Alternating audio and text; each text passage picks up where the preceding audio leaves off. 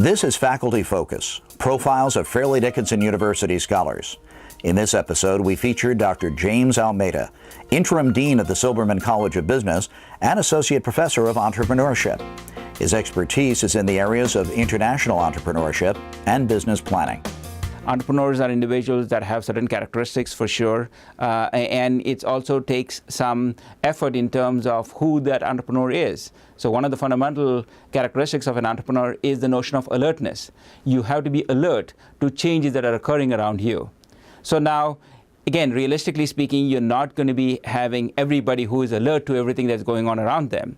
But nevertheless, there are enough people who will be alert who would want to, hey, that's an idea that I have for a business.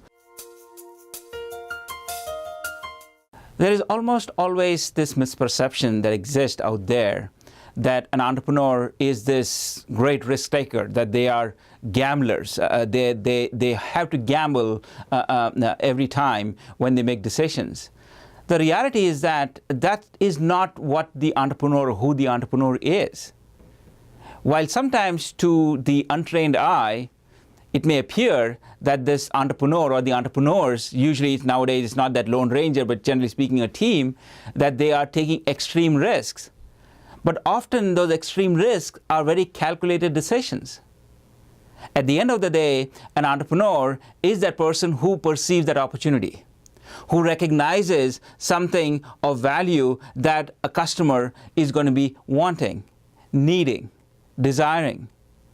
So they are able to see through the clouds of dust that everybody else is looking at, whereas this person is looking beyond the cloud of dust.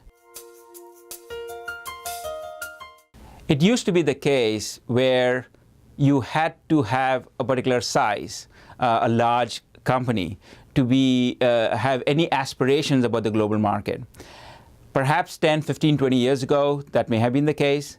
But increasingly today, nowadays, with the changes in technology that have been occurring, where because of the internet, because of the social media, the cost of making a phone call, for instance, through Skype, through various of these other alternatives, has significantly reduced, and that in turn has led to your ability to reach out to beyond your country borders. The reaching out need not be only to sell your products. The reaching out could be, for instance, to attract potential employees. That reach out could also be, for instance, in terms of seeking vendors. So with the internet, with the changes in technology in terms of telecommunications, for instance, that has significantly leveled the playing field.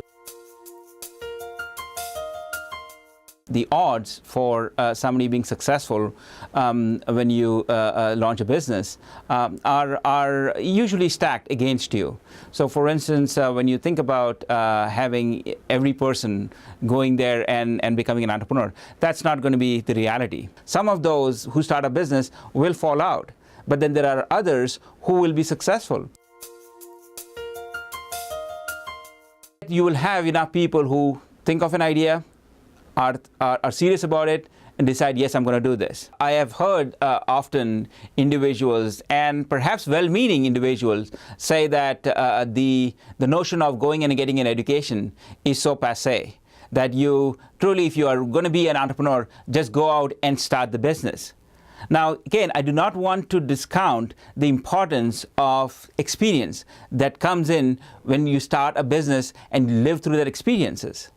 However, having the benefit, for instance, of going to school, establishing the connections, knowing how to approach a particular problem, how to approach a particular challenge, how to articulate your viewpoint.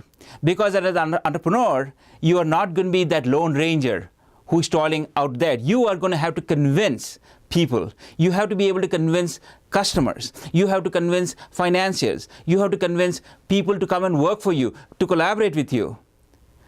In terms of articulating your vision, what is the business going to be all about? You have to be able to convince people. And to be able to convince people, you have to write effectively. You have to be communicating effectively. Those skills are, at the end of the day, what a liberal arts-based education is designed to deliver to you.